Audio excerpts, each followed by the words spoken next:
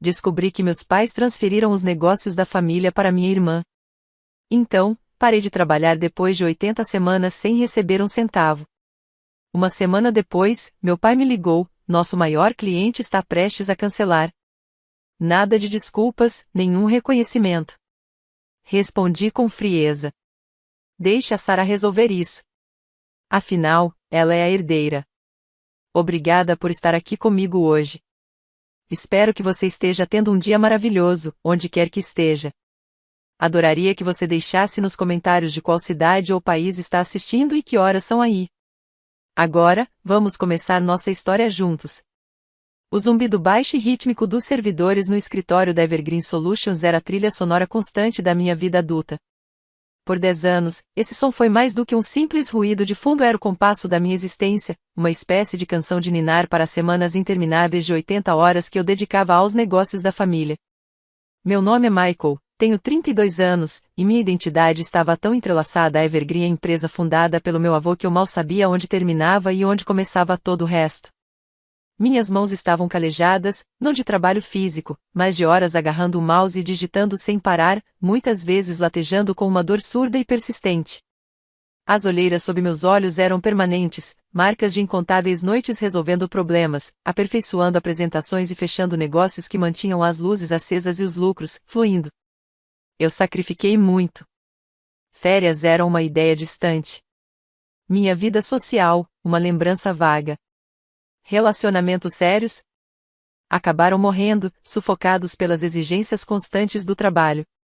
Muitas vezes, eu comia pizza fria na mesa, com a gordura manchando meus dedos, tudo em nome de um bem maior, o futuro da família, o orgulho dos meus pais e um legado que eu acreditava, sinceramente, ser também meu.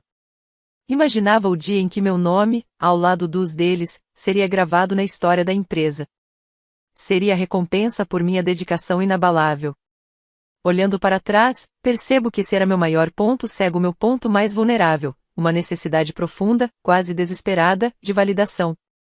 Acreditava que meu esforço e minha lealdade um dia seriam reconhecidos e, mais importante, recompensados.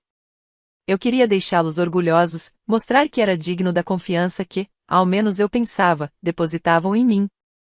Minha irmã mais nova, Sarah, era o oposto gritante, quase doloroso da minha disciplina incansável.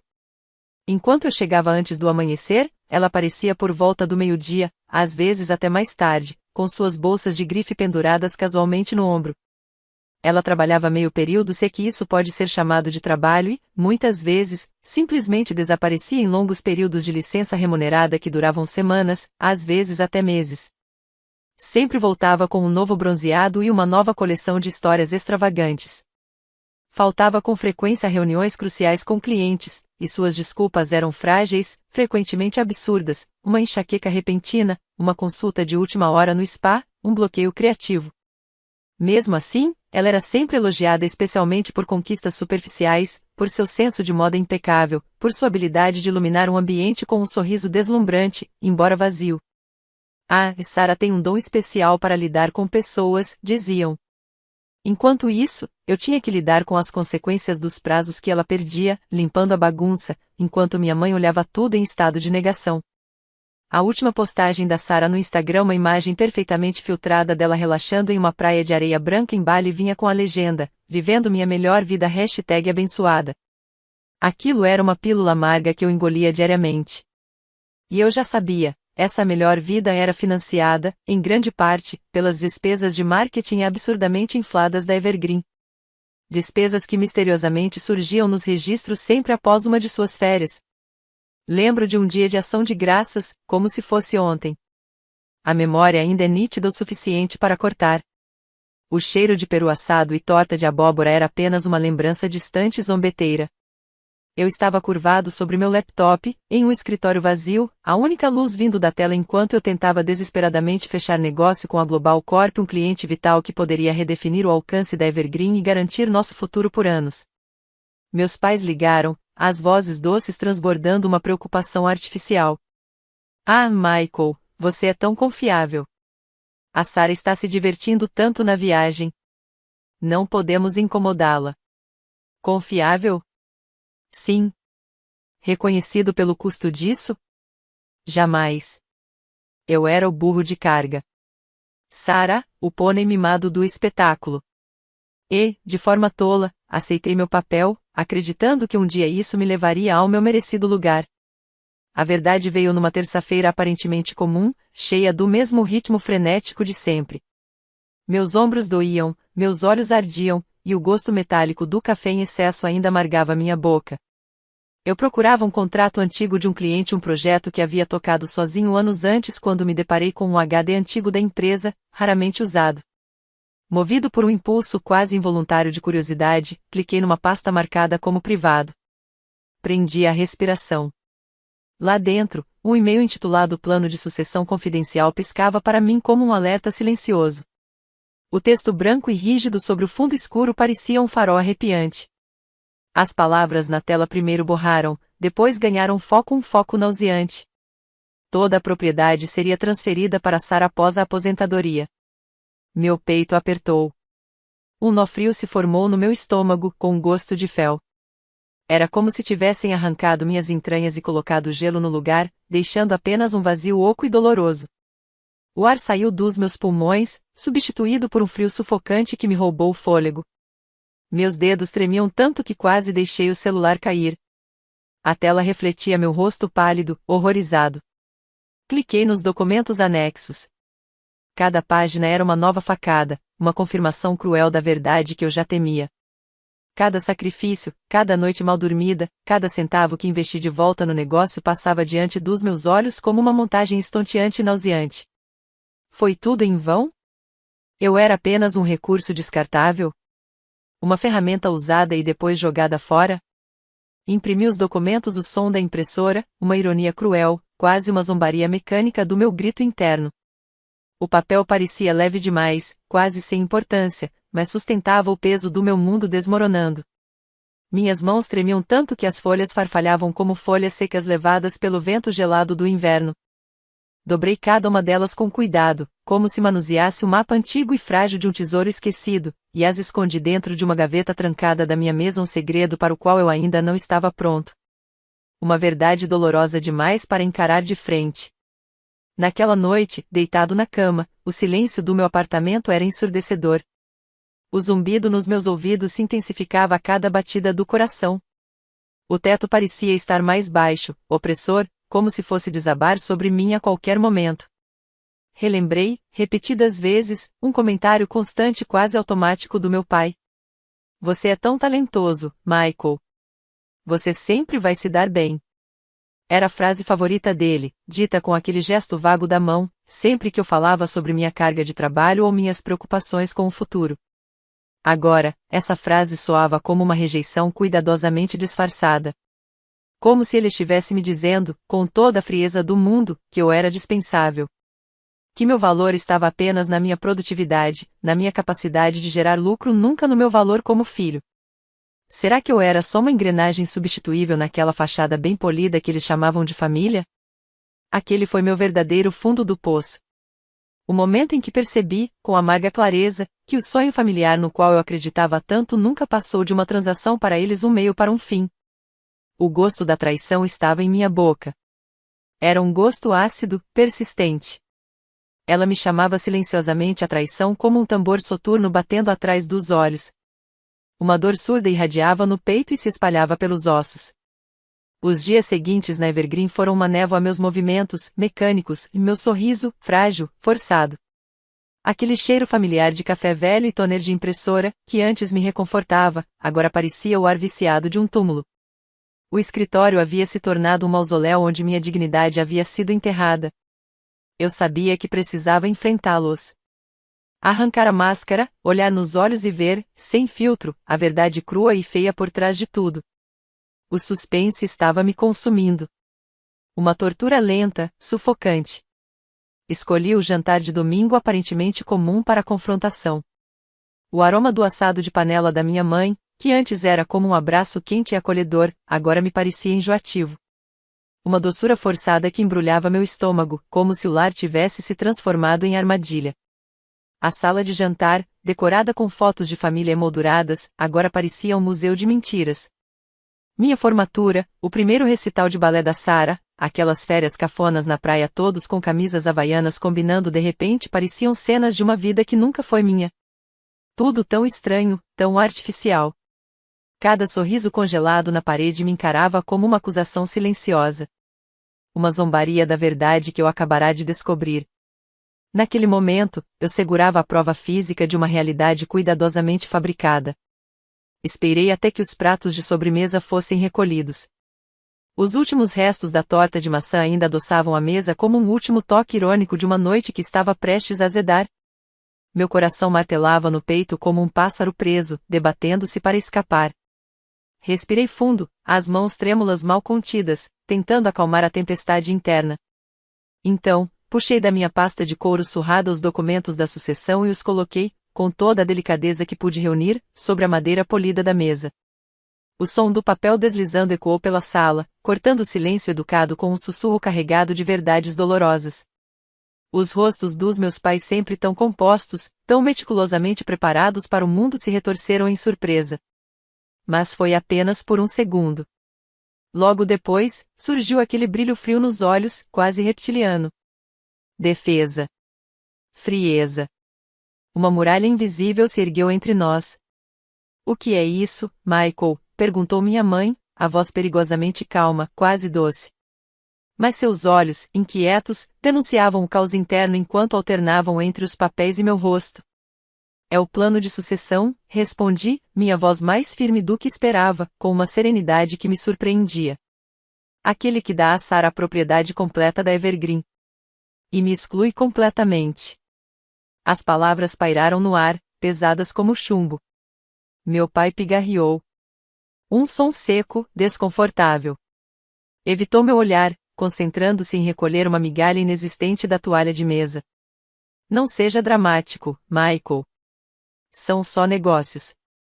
Depois olhou para Sarah, e completou, ela precisa de mais estabilidade. Você é mais engenhoso. Por fim, seus olhos encontraram os meus. Havia ali aquela mistura ensaiada de preocupação e condescendência. Um olhar que eu conhecia bem sempre me causava arrepios. Você tem talento, filho. Vai se dar bem em qualquer lugar. Sempre soubemos disso. Pronto. Lá estava a frase clássica, o aceno de mão automático, como quem afasta uma reclamação infantil. Uma tentativa de minimizar minha dor, de pintar minha exclusão como um elogio velado. Gaslight impuro, envolto em paternalismo. Sarah, como sempre, permanecia alheia. Deu de ombros, distraída, puxando um fio solto da blusa de seda cara. Ah, é isso. Qual é o problema, Mickey? Você é tão ambicioso. Vai acabar criando algo ainda maior. O apelido da infância Mickey, geralmente reservado para momentos de carinho, agora parecia ácido. Um insulto disfarçado de ternura. Seus olhos brilhavam com algo que beirava o triunfo. E por um segundo, vi ali sem disfarce um lampejo de prazer cruel. É isso que família significa para vocês? Sussurrei. A voz falhou na última palavra, quebrada pelo nó na garganta. Foi uma pergunta lançada ao vazio.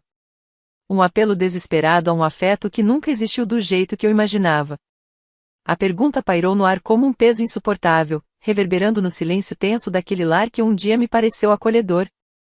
Senti um vazio profundo, uma dor que parecia física, como se a traição tivesse se instalado no centro do meu peito.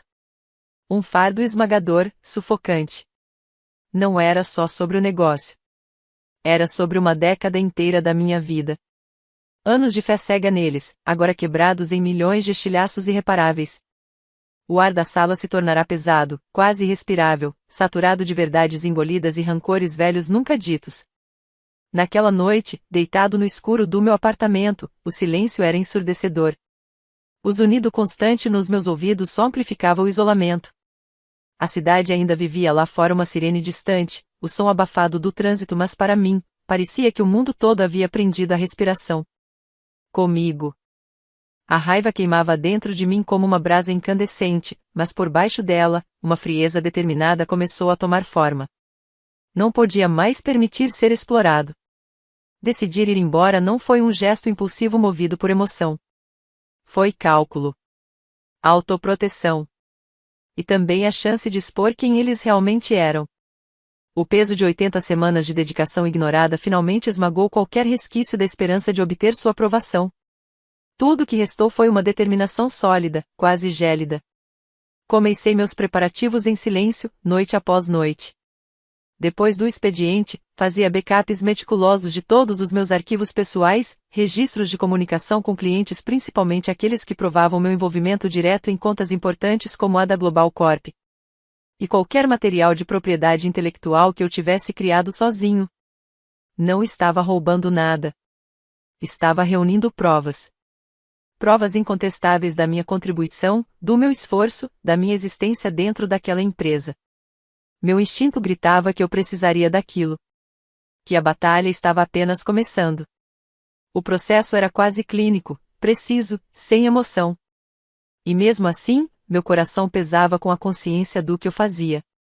Parecia uma traição. Mas, no fundo, eu sabia, eles haviam me traído primeiro. E mais profundamente.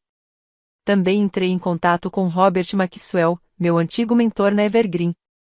Um homem íntegro, constante, que sempre me inspirou confiança.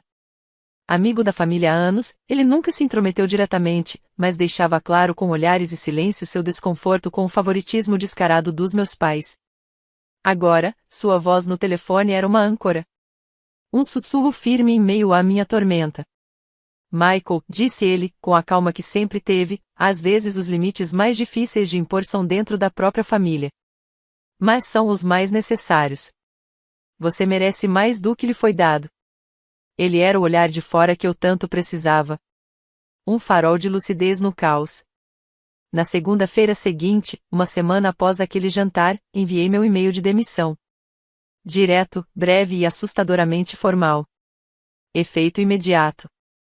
Estou me desligando do meu cargo na Evergreen Solutions devido a uma quebra fundamental de confiança e a uma necessária reavaliação de prioridades pessoais. Não copiei ninguém. Não anunciei para a empresa. Deixei que a notícia se espalhasse sozinha, como uma bomba silenciosa explodindo no coração daquela ilusão meticulosamente cultivada. O efeito foi imediato. Um verdadeiro furacão. Meu telefone não parava. Mensagens, ligações, primeiro exigências, depois súplicas, por fim, ameaças. Você está abandonando sua família, Michael. Depois de tudo que fizemos por você, isso é uma traição. Mais uma frase típica de manipulação. Um lembrete velado de uma dívida imaginária que, segundo eles, eu teria com a família uma dívida que nunca se pagava, porque para eles, era eterna. Mas minha voz permaneceu firme. Serena. Livre de qualquer emoção. Estou me protegendo, mãe. Você fez suas escolhas. Agora é a minha vez de fazer as minhas. As palavras pesaram no ar, mas foram libertadoras. Uma espécie de declaração de independência. Era como se eu finalmente estivesse soltando as correntes. A dor no peito deu lugar a algo novo, uma determinação implacável.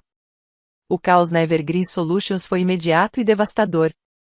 Meus antigos colegas ligavam em desespero, perguntando sobre projetos parados, clientes sem retorno, sistemas travados.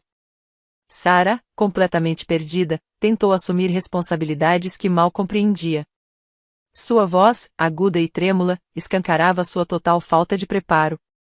A empresa, antes uma engrenagem precisa sob minha gestão, agora afundava lentamente. Em menos de uma semana, a Evergreen mergulhou no caos. O escritório que eu havia organizado e modernizado com incontáveis horas extras não pagas virou um redemoinho de confusão. Ligações aflitas de funcionários tornaram-se um som constante de fundo, abafado pelo novo silêncio reconfortante da minha vida. Um zumbido distante, como moscas sobre um cadáver. Boatos sobre minha saída abrupta se espalharam rápido pelo setor, atraindo olhares e levantando suspeitas. Meus ex-colegas, muitos dos quais eu considerava amigos, foram pegos no meio do fogo cruzado. Divididos entre a lealdade à família que comandava a empresa, e a mim, o verdadeiro motor por trás dela. Então veio a ligação. Meu pai. A voz dele estava rouca, carregada de um medo que eu nunca tinha ouvido antes. Michael, a Global Corporation está ameaçando romper o contrato. Eles dizem que ninguém mais entende a conta como você. Você precisa voltar. Estamos perdendo tudo. Você está nos destruindo. O medo era palpável. Um apelo desesperado. Mas sem arrependimento. Sem pedido de desculpas. Nenhum reconhecimento das mentiras, da manipulação, de anos de exploração. Só pânico. Pelo dinheiro. Pela reputação. Pelos próprios interesses. Sem desculpas. Sem consciência. A voz dele era um eco amargo do passado. Uma confirmação cruel de que nada havia mudado. Minha resposta veio gelada. Quase impessoal. Deixa a Sarah resolver isso, pai. Afinal, ela é a herdeira, não é? O silêncio do outro lado foi absoluto. Espesso. Como se o tempo tivesse parado. Tinha gosto de cinzas e de vitória. Uma vitória estranha. Cruel. Misturada com o luto de uma família verdadeiramente perdida. Um laço quebrado de vez. A dinâmica de poder havia se invertido. Pela primeira vez na minha vida, eu tinha controle. Leverage. A vantagem. Dias depois, algo inesperado aconteceu. Uma virada sutil, mas carregada de significado. Quase parecia intervenção do destino. Voltei à antiga casa para recolher algumas caixas esquecidas. Coisas minhas, pedaços do que fui, minha luva de beisebol, um exemplar surrado do meu livro favorito da infância, fotografias desbotadas de dias que pareciam mais simples. E então, no fundo de uma gaveta da escrivaninha antiga do meu pai, a mesma que pertencera ao meu avô, encontrei o que parecia um diário. Encadernado em couro, envelhecido pelo tempo. Era do meu avô falecido. Um homem conhecido por sua sabedoria tranquila, sua ética inabalável e sua precisão quase obsessiva. Ele havia fundado a Evergreen Solutions. Um homem que acreditava, acima de tudo, em justiça. O cheiro de papel antigo misturado ao leve aroma de tabaco de cachimbo impregnava as páginas quebradiças, exalando uma fragrância reconfortante que despertava uma onda agridoce de nostalgia. Entre entradas nostálgicas sobre férias em família e pescarias, encontrei uma série de anotações detalhadas sobre os primeiros dias da empresa, a visão do meu avô para o futuro e seu compromisso inabalável com práticas comerciais éticas. E então lá estava ele, um contrato original de parceria pré-incorporação, cuidadosamente escondido entre duas páginas, quase se desfazendo com o tempo, como se estivesse à espera de ser redescoberto. O documento antecedia a atual estrutura societária instituída pelos meus pais e parecia uma relíquia de outra época, quase esquecida. Ao lado de uma cláusula específica, quase arcaica, havia uma anotação à mão: para garantir justiça a todos que realmente ajudaram a construir este sonho, ninguém deve ser deixado para trás. A cláusula, escrita com uma caligrafia elegante e precisa, determinava que, caso a propriedade da empresa fosse transferida sem o consentimento formal e um acordo de compensação justo para qualquer sócio contribuinte principal, termo que meu avô havia definido com clareza, incluindo meu nome por conta das minhas contribuições não remuneradas nos primeiros anos do novo empreendimento familiar, o contrato poderia ser contestado judicialmente. Mesmo antes da adolescência, eu passava os verões arquivando documentos, organizando arquivos e ajudando na estruturação da empresa. Se essa cláusula fosse ativada, poderia desencadear desde uma venda forçada até a intervenção de um fundo neutro para administrar a companhia por tempo determinado. Era uma medida protetiva, uma rede de segurança contra exatamente o tipo de manipulação que eu estava sofrendo. Um último gesto de proteção vindo de alguém que já não estava mais aqui. Mas essa descoberta não se tratava apenas de dinheiro. Era a confirmação da crença do meu avô na justiça. Seu reconhecimento silencioso, póstumo, do meu valor, algo que meus pais jamais foram capazes de oferecer. Sentia como se uma mão firme e afetuosa pousasse em meu ombro. Um sussurro vindo do além: você está certo. De posse dessa prova irrefutável, entrei em contato com um advogado recomendado por Robert, um especialista em direito empresarial e de família. Seu nome era Sr. Harrison. Um homem de olhar gentil e mente afiada como lâmina. Ele me ouviu com atenção, sem julgamento. Mais tarde, ao contar tudo a Robert, vi em seus olhos uma compreensão silenciosa da profundidade da traição. Não era apenas uma questão de negócios, era uma ferida na alma. A análise inicial do Sr. Harrison foi direta. A cláusula era válida. Meu caso era sólido. Ainda mais reforçado pelos meus registros detalhados de contribuições, e pelo colapso evidente da Evergreen após minha saída expondo a total incompetência de Sarah para ocupar qualquer posição de liderança. Isso não é apenas um processo, Michael, ele disse. Isso é justiça. Iniciamos uma ação judicial, uma contestação formal ao plano de sucessão e uma reivindicação substancial por salários não pagos desde o meu primeiro dia de trabalho. Os documentos foram protocolados e entregues rapidamente, desencadeando uma nova onda de pânico no mundo cuidadosamente encenado pelos meus pais. Um novo tremor abalava sua ilusão de controle. A reação deles foi previsível e grotesca. Indignação pública. Uma campanha feroz nas redes sociais contra mim. Tentaram me pintar como um filho ingrato e ganancioso que estava destruindo o legado da própria família. Publicaram fotos antigas minhas quando criança, acompanhadas de legendas venenosas sobre traição e ingratidão. Fizeram ameaças veladas de processos contra mim, acusações sem fundamento de espionagem corporativa, e começaram a mobilizar parentes e amigos próximos contra mim. A máscara social que usaram por décadas começou a se desfazer. Agora, todos viam os rostos verdadeiros, desesperados, manipuladores, corroídos por ambição e medo. A fachada estava ruindo. Sob a pressão, revelava-se a podridão que sempre esteve lá. Os sussurros na comunidade ficaram mais altos. Um murmúrio constante de julgamento, uma narrativa fora de controle. Durante o processo de descoberta, o Sr. Harrison, com sua abordagem metódica e paciente, encontrou algo ainda mais explosivo. Descobriu que o salário de meio período de Sarah era absurdamente inflado muito acima de qualquer valor de mercado compatível com sua contribuição praticamente nula. Relatórios detalhados de despesas, enterrados profundamente no sistema de contabilidade da empresa, revelaram uma trilha chocante de compras pessoais extravagantes, bolsas de grife da Quinta Avenida, eletrônicos de última geração, férias luxuosas em destinos exóticos como as Maldivas e os Alpes suíços, tudo meticulosamente camuflado como despesas de marketing ou entretenimento corporativo.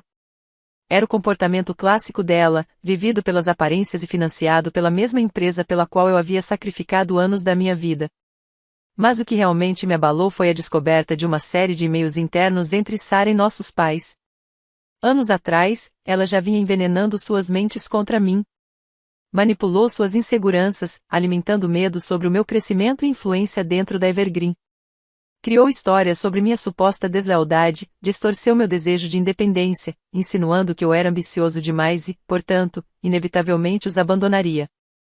Segundo ela, o mais seguro era garantir o futuro dela primeiro. Ele é uma ameaça. Dizia um dos e-mails. Mãe, pai, ele vai tomar conta de tudo. Eu sou quem realmente entende a marca. Eu sou a imagem. Ela os manipulava com maestria, como quem toca um violino afinado. O Sr. Harrison, com um semblante sério, comentou com frieza. Foram canções de ninar envenenadas sussurradas nos ouvidos deles. Sarah chegou a sugerir que me manter fora da sociedade poderia me motivar a trabalhar ainda mais duro em busca da aprovação deles. Uma forma cruel e distorcida de guerra psicológica. O clímax dessa batalha veio durante uma última e tensa sessão de mediação, às vésperas de um julgamento formal. O Sr. Harrison insistiu em convocar um grupo seleto de membros da família que permaneceram neutros ao longo do processo, além de clientes antigos e influentes da Evergreen, entre eles, um representante cético da Global Corporation, que ainda avaliava suas opções. A sala estava carregada de tensão. O ar parecia denso, saturado pelo cheiro de papel velho e ansiedade.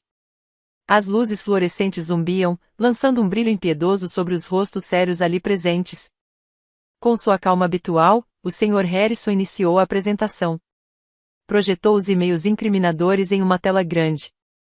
Cada linha, cada palavra, revelava a natureza insidiosa das manipulações de Sarah. Em seguida, vieram as discrepâncias financeiras. Uma por uma, as transações foram exibidas, expondo os gastos absurdos e indevidos. Os números falavam por si, uma acusação irrefutável de ganância e má-fé. A sala ficou em silêncio absoluto. O ar parecia parado. A fachada de Sarah, construída com tanto zelo ao longo dos anos, desmoronou diante de todos. Seu rosto, sempre tão polido, maquiado à perfeição, se contorceu em uma máscara de raiva, desespero e vergonha. Ela explodiu. Em meio a lágrimas e gritos, sua voz estridente ecoou pelas paredes da sala de conferência. Ele sempre tentou me rebaixar. Nunca me valorizou. Eu mereço isso. Aquele foi o momento final. Sua confissão desesperada, feita diante de todos, selou o destino. O representante da Global Corporation apenas balançou a cabeça em silêncio. Sua decisão estava tomada. A ilusão pública da minha família, antes sólida como concreto, se estilhaçou em pedaços irreparáveis. A sentença do tribunal veio logo em seguida. Rápida, firme, decisiva. Com base na cláusula cuidadosamente redigida pelo meu avô, nas provas contundentes apresentadas por Harrison, nas minhas contribuições meticulosamente registradas ao longo dos anos, nos e-mails incriminadores e nas irregularidades financeiras gritantes, o juiz não hesitou em decidir a meu favor. Minha década de sacrifícios, dedicação e trabalho silencioso foi, enfim, reconhecida e agora, afirmada por lei. Foi mais do que uma vitória. Foi uma validação. Uma declaração pública de valor. Uma justiça há muito tempo adiada. Foi uma profunda vindicação. Um momento em que a justiça fria, imparcial e há muito tempo adiada finalmente prevaleceu. O impacto para a Evergreen Solutions foi devastador, mas inevitável. O plano de sucessão foi irrevogavelmente anulado. A empresa, agora vista como instável, mal administrada e consumida por conflitos familiares internos, foi forçada a uma venda imediata para uma corporação rival maior, a Horizon Dynamics. Meus pais, que haviam se agarrado desesperadamente à ilusão de controle, perderam quase tudo o que construíram com base no meu esforço.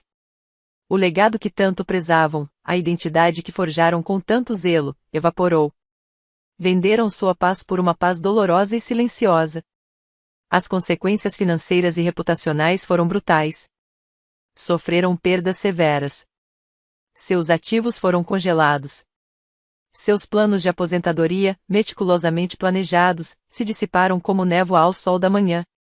Foram publicamente desonrados. A máscara social que usaram por tanto tempo, aquela imagem impecável que enganou tanta gente, foi rasgada, revelando rostos marcados por manipulação, engano e egoísmo. Os telefonemas pararam. Os convites desapareceram. Tornaram-se párias nos mesmos círculos sociais que antes tentavam impressionar com tanta ostentação. Sarah também colheu o que plantou. Escapou por pouco de acusações criminais por peculato graças à negociação estratégica do Sr. Harrison, mas as sanções civis foram implacáveis. A falência se aproximava como uma tempestade. Sua imagem glamourosa nas redes sociais virou pó. Aquela vida perfeita que ostentava era uma fachada e agora todos sabiam. O orgulho que exibia com tanto zelo se desfez, deixando-a exposta e sozinha. As curtidas sumiram. Os comentários cessaram. Tudo foi substituído por silêncio e julgamento. A Global Corporation encerrou oficialmente seu contrato com a Evergreen. O e-mail foi breve, direto, implacável, diferenças irreconciliáveis e quebra de confiança. Foi o golpe final. Um testemunho claro das escolhas equivocadas dos meus pais que priorizaram aparência e favoritismo em vez de integridade e talento genuíno. A empresa que um dia simbolizou seu sucesso agora se erguia como um monumento à sua ruína. Depois disso, um silêncio profundo se instalou na minha vida. A energia frenética que me definia há tanto tempo se esvaiu. O zumbido constante de ligações e e-mails diminuiu, substituído por uma paz silenciosa que eu nem sabia que era possível. A tensão nos meus ombros começou a se dissolver. As sombras sob meus olhos desapareceram. O gosto metálico do estresse deu lugar ao sabor claro e leve da água. Com um acordo financeiro, uma quantia que, pela primeira vez, refletia o verdadeiro valor da minha década de trabalho, lancei minha própria empresa de consultoria, a Anchor Point Strategies. Construí tudo do zero, guiado por princípios inegociáveis, transparência total, remuneração justa, valorização real do talento. Tudo o que faltava no antigo negócio da minha família. Meu escritório, embora menor, parecia infinitamente mais vasto, iluminado pela luz da minha própria visão. Robert, meu antigo mentor, tornou-se meu primeiro conselheiro oficial.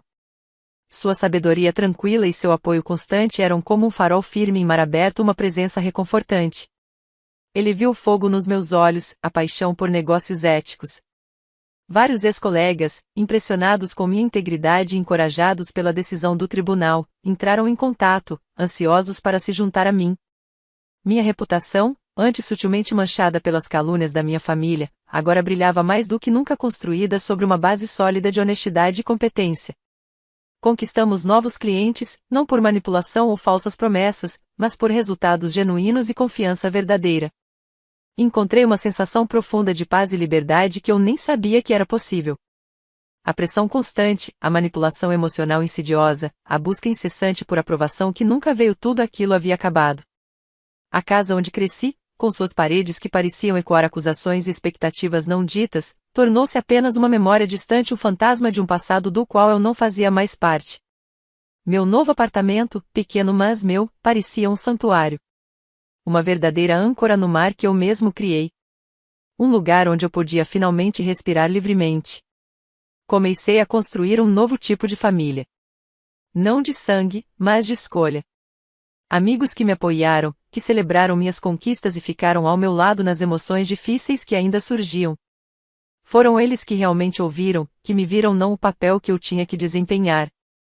Até comecei um novo relacionamento romântico, saudável, baseado em respeito mútuo e conexão genuína, um contraste forte com a natureza transacional da minha vida familiar passada. Foi uma revelação descobrir o que é o verdadeiro apoio incondicional. As cicatrizes do passado, porém, permaneceram.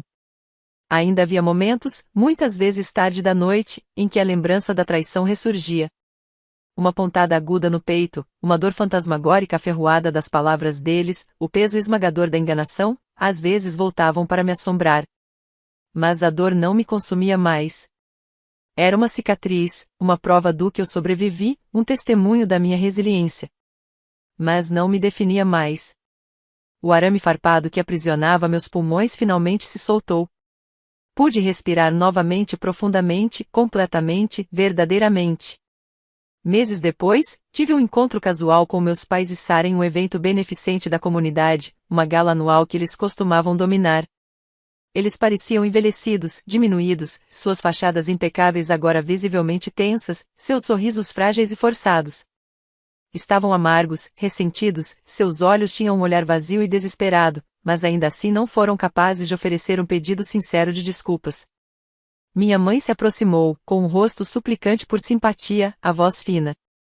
Michael, olha o que você fez conosco. Estamos arruinados. Como pôde? Minha voz, no entanto, estava calma, desprovida de raiva ou amargura. Desejo tudo de bom para você, mãe disse, com um olhar firme e inabalável, mas meu caminho agora é meu. O silêncio que se seguiu foi profundo, um lembrete claro dos limites que finalmente estabeleci. Uma linha traçada na areia que eles não podiam cruzar. Era o som da minha liberdade ecoando mais alto que qualquer argumento, mais ressonante que qualquer pedido vazio de desculpas.